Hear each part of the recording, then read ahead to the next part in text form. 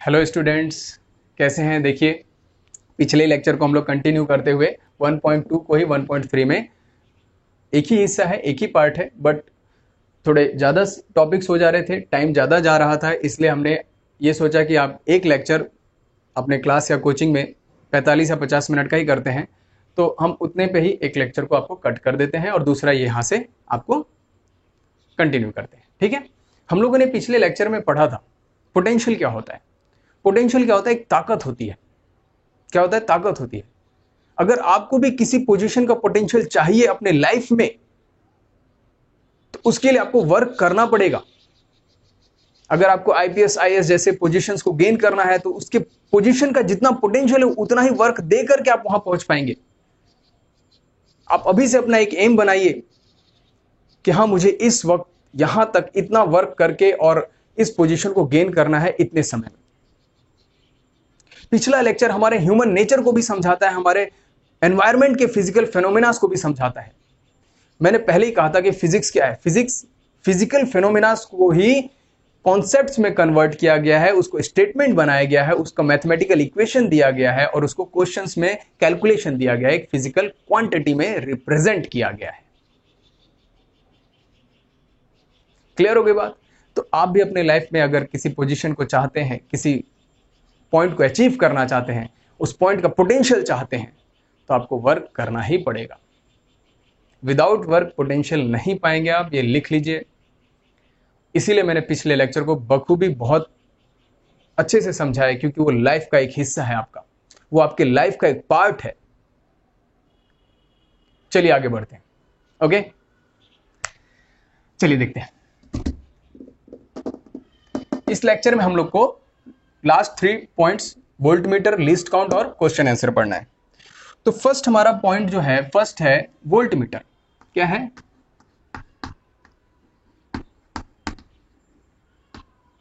Voltmeter होता क्या है?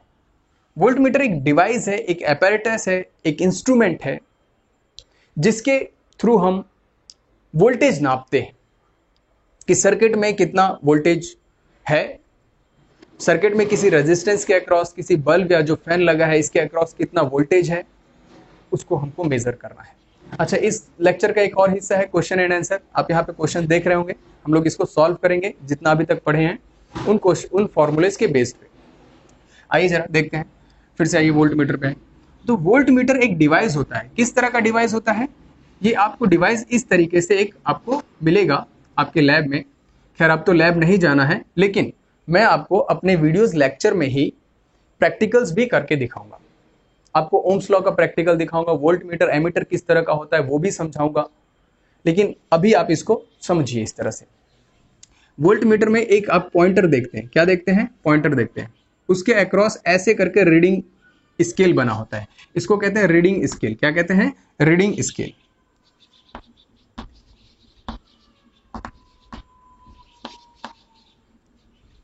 और इसको कहते हैं वोल्टमीटर। ठीक है, अब इस यहां पर क्या होता है कि इस तरीके से कुछ पार्ट्स में डिवाइड होता है। यहां पर क्या लिखा रहता है? यहां लिखा रहता है 0, यहां 1, यहां 2, यहां 3 और यहां 4। यानी ये वोल्टमीटर, ये इंस्ट्रूमेंट आपका मैक्सिमम कितने वोल्ट तक मेजर कर सकता है? 4 वोल्ट तक। और इसमें फर्दर आप कुछ पार्ट्स देखते हैं, ये कुछ हिस्से में डिवाइड होता है इस तरीके से। इन हर एक यूनिट तक पहुंचने में आपको 10 डिविजन्स का काउंटिंग मिलता है। कितने डिविजन्स काउंटिंग मिलते हैं? 10 डिवीजन काउंटिंग मिलता है।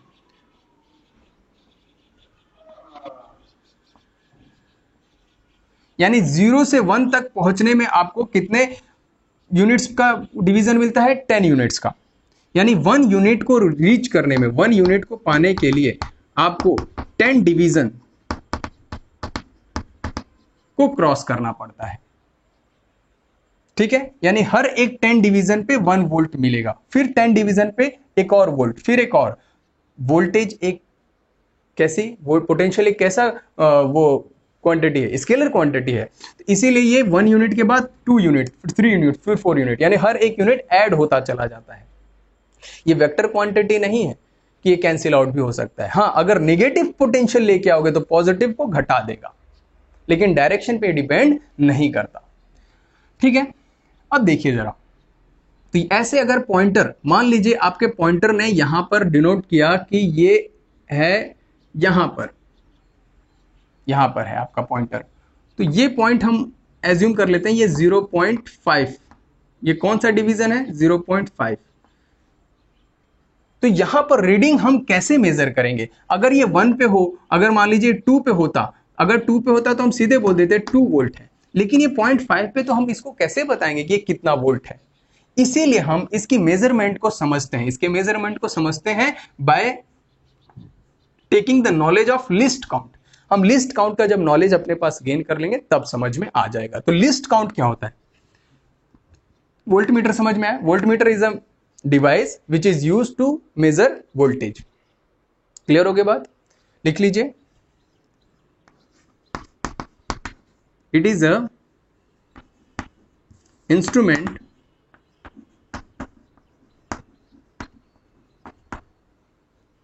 to use, which is used, it is a device, it is a instrument which is it is a instrument to used calculate or to calculate, लिख लीजिए, to calculate voltmeter, to use to measure measure करने के लिए, calculate भी कर सकते हैं आप, यूज टू मेजर लिख लीजिए, measured voltage।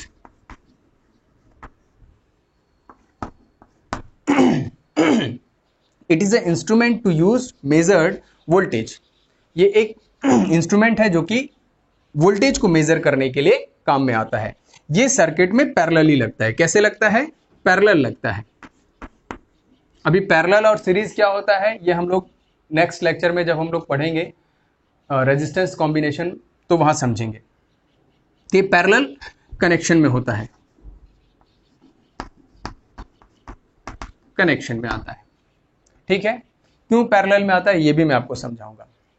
ओके, तो देखिए अब लिस्ट काउंट हमें समझना है, इतना लिख लीजिएगा, मैं रफ कर दे रहा हूं।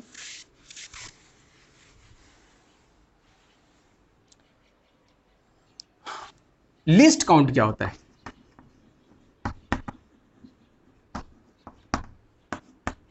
लिस्ट काउंट का मतलब होता है सबसे छोटी रीडिंग, सबसे स्मॉलेस्ट रीडिंग। कौन सी? Smallest reading.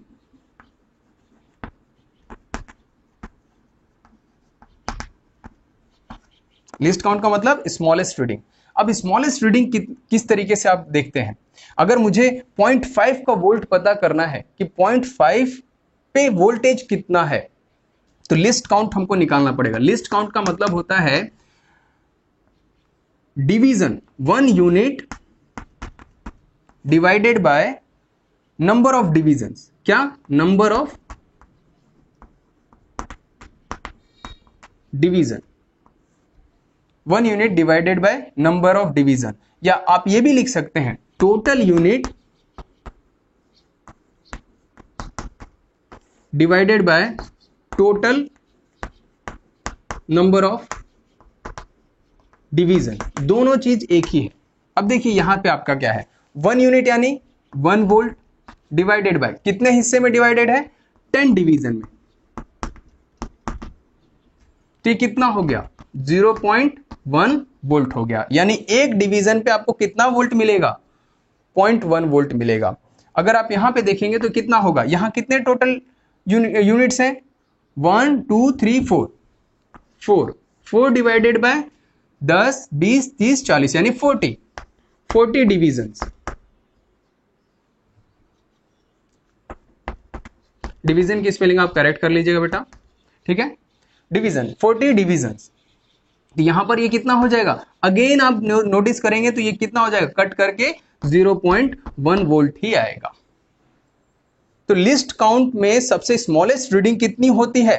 0.1 वोल्ट होती है। ये तभी पॉसिबल है बेटा जब एक यूनिट में 10 डिवीजन हो। अगर एक यूनिट में 20 डिवीजन होता तब लिस्ट काउंट क्या होगा? यानी एक यूनिट तक जाने के लिए आपने कितने डिवीजन किए? 20 डिवीजन, ठीक, 0 तक से 1 तक जाने के लिए। तो इसका लिस्ट काउंट क्या हो जाएगा? 1 division divided by 20। This is the list count of this scale. तो हमको लिस्ट काउंट का एक फॉर्मूला याद हो गया कि जितना यूनिट है उतने नंबर ऑफ डिवीजन से आप डिवाइड कर दीजिए, उस इंस्ट्रूमेंट का लिस्ट काउंट आपको मिल जाएगा। इसका फॉर्मूला भी यही होता है, ये फॉर्मूला है। ओके, तो लिस्ट काउंट समझ में आया? क्लियर हो गया? अब यहां पर कितने, कौन से डिवीजन पे था? 0.5 पे था। तो हमारे क्वेश्चन में दिया था 0.5 डिवीजन, इस पे आपको वोल्टेज बताना है। तो वोल्ट कितना हो गया? ये 0.5 इंटू 0.5, यानी हर एक 0.5 डिवीजन, हर एक वोल्ट पे कितना है, हर एक पॉइंट पे कितना है? 1.5 है। तो इस पे कितना होगा? 0.5 वोल्ट होगा। कितना होगा? 0.5 होगा, क्योंकि इसका 0.1, 0.2, 0.3, 0.4, 0.5, कितना हो गया? 0.5 वोल्ट हो गया। क्लियर होगी बात? अगर इसी तरह से बढ़ते जाइए, 0.6 वोल्ट, 0.7 वोल्ट, 0.9 वोल्ट, फिर 1 वोल्ट, यानी एक ही वोल्ट 10 हिस्से में डिवाइड है। तो ये 5वें हिस्से पर, यानी इसके 0.5 हिस्से पे कितना वोल्टेज होगा? 0.5 वोल्ट होगा। ये चीज समझ में आया? अगर वो 5वां डिवीजन है तो 0.5 वोल्ट, पहला डिवीजन है तो 0.1 वोल्ट, 10वां डिवीजन है तो 1 वोल्ट। क्लियर होगी बात? आगे बढ़े हम लोग, रब कर दें, इसे नोट कर लीजिएगा बेटा।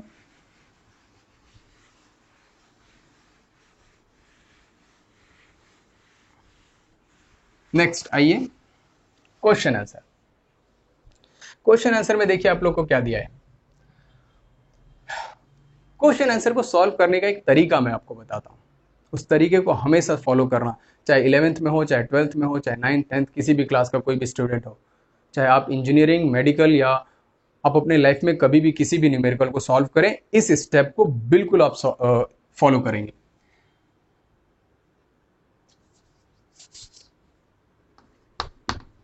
Steps to solve question. पहला step, read the question very carefully और लवली। मैं बताता हूं क्या कहना है, मेरा कहने का मतलब क्या है। दूसरा, अगर डायग्राम बनता है तो डायग्राम बनाएंगे। तीसरा, उसमें क्या क्या चीजें गिवन है आप उसको लिखेंगे। चौथा, उसमें क्या हमको फाइंड करना है उसको लिखेंगे। पांचवा, क्या गिवन है और क्या फाइंड करना है, दोनों फिजिकल क्वांटिटी से मिलता हुआ जो फॉर्मूला मिलेगा मुझे, उस फॉर्मूले को लिखूंगा। जितने भी हो सभी फॉर्मूले को लिख देना। 6th, कैलकुलेशन पे ध्यान देना। 7th, ऐसा यूनिट को भूलना नहीं लिखते समय लास्ट में। पहला बहुत इंपॉर्टेंट है, read the question very carefully and lovely. जब आप किसी से बड़े प्यार से और धैर्य से बात करते हैं तो वो आपको अपने बारे में बताता है।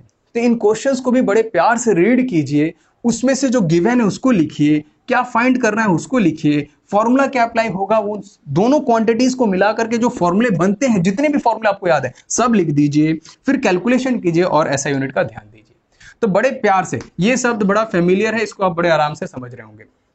तो हम किसी से भी बड़े प्यार से जब बात करते हैं तो हमें अपने बारे में बताता है। यही काम हमको अपने क्वेश्चंस के साथ भी करना है। आगे बढ़े, इन स्टेप्स को नोट कर लीजिए और इसको आपको हमेशा, भैया इसके लिए ना आप स्टार डाल दीजिए, क्योंकि ना ये जिंदगी में बहुत काम आने वाला है। ये आपके 11th क्लास में जब काइनेमेटिक्स सॉल्व करेंगे ना, तब आपको मजा आएगा कि अगर आप इसको लेके चलेंगे, इस तरीके से सॉल्व करेंगे तो न्यूमेरिकल बहुत जल्दी सॉल्व होगा, अदरवाइज आप फंसे रहेंगे। देखिए, तो फर्स्ट क्वेश्चन क्या है हमारे पास? फर्स्ट क्वेश्चन है, उसका सॉल्यूशन देखिए। Calculate the potential difference.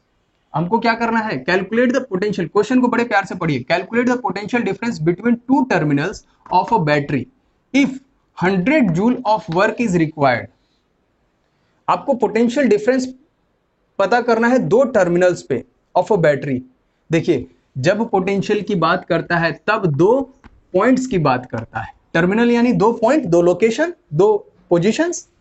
इसीलिए मैंने कहा था कि पोटेंशियल एक पॉइंट प्रॉपर्टी है of a battery if 100 joule of work is required to transfer 20 coulombs from one, देखिए, one terminal to one point to battery के अदर पॉइंट तक। जो हमने पढ़ा था वही चीज देख रहे हैं क्वेश्चन में कि पोटेंशियल एक पॉइंट प्रॉपर्टी है ना। तो हमको क्या क्या इसमें गिवन है उसको देखते हैं। पहले डायग्राम बनाने की जरूरत नहीं, कोई बात नहीं। इसमें क्या क्या गिवन है वो देखिए। गिवन हमको दिया है 100 जूल, वर्क दिया है कितना, 100 जूल, ठीक, और चार्ज दिया हुआ है कितना, 20 कूलम, 20 सी। और हमसे पूछ क्या रहा है, पोटेंशियल डिफरेंस। पोटेंशियल डिफरेंस क्या होता है, डेल्टा वी, ये हमसे पूछ रहा है। अब डेल्टा वी से रिलेटेड आपके पास बहुत सारे फॉर्मूले हैं। V2 minus V1, delta V equal to work done upon charge भी तो होता है आपके पास। क्या होता है, वर्क डन अपॉन चार्ज भी होता है, बताया था ना पिछले लेक्चर में। देखिए हम लोगों ने ऐसा डिराइव किया था। तो देखिए क्या ये वाला फॉर्मूला यहां अप्लाई हो सकता है, क्योंकि हमें वर्क गिवन है, चार्ज गिवन है, दो अलग अलग जगह का पोटेंशियल गिवन नहीं है, लेकिन उसके बीच में हो रहे वर्क को इसने दे रखा है, ये रहा।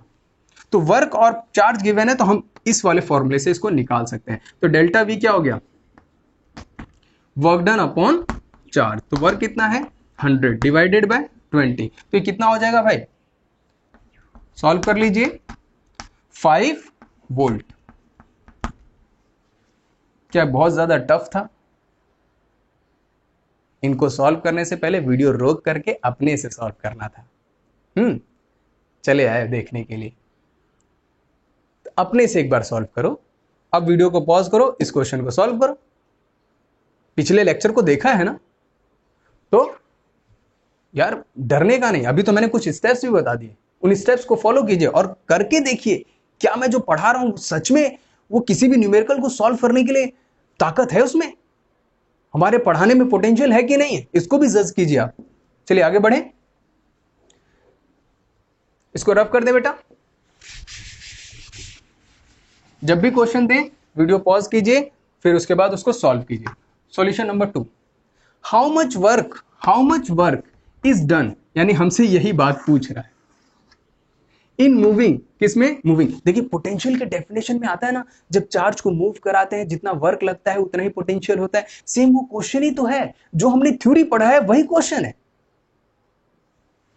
इन moving a charge of 3 coulomb from one point, फिर से आ गया पॉइंट, ऑफ इतने वोल्ट, यानी वोल्ट क्या है, एक पॉइंट प्रॉपर्टी है।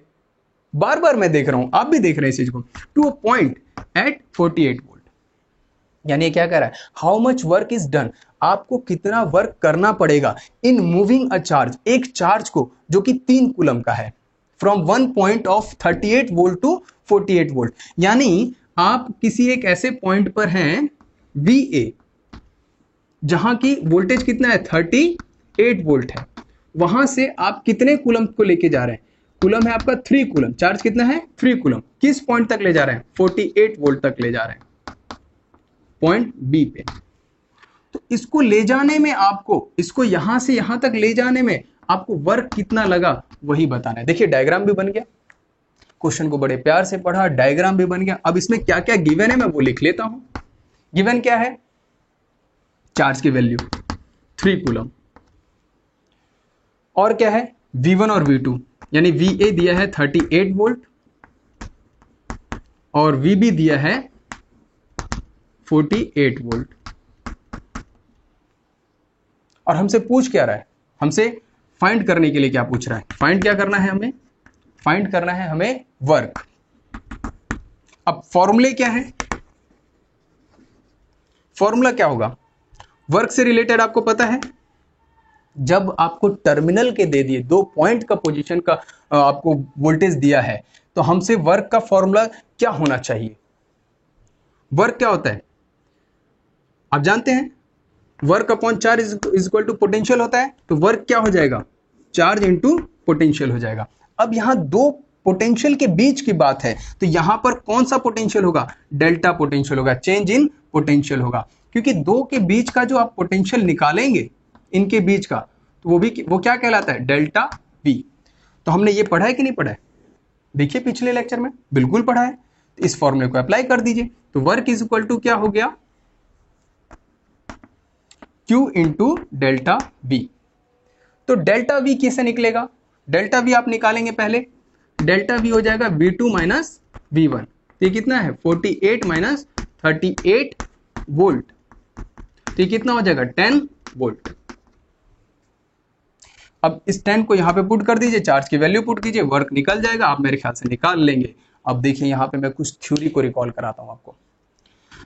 चार्ज दिया हुआ है 3 कूलम, वोल्टेज आया 10, ये आ गया 30 जूल। ये कितना आ गया? 30 जूल। ये हमारा आंसर आ गया। लेकिन मैं कुछ आपको यहां पे समझाना चाह रहा हूं कि पिछला लेक्चर अगर आपने थोड़ा सा मिस हो रहा है आपसे, तो यहां पे समझ में आएगा।